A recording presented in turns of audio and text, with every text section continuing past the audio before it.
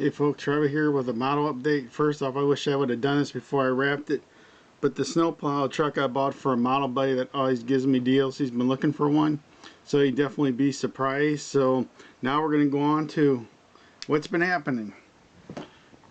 Supernatural Impala, not sure yet how I'm going to build that.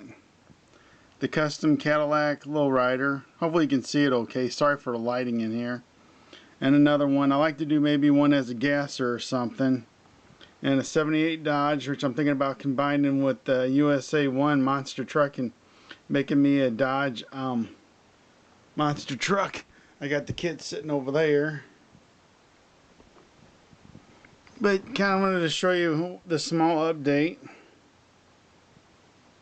Some of these were Christmas gifts since I'm a model-holic. And I'm trying to get into the swing of things. It's still been rough with my mom gone, because she was my inspiration. She was always the one that got me in the models.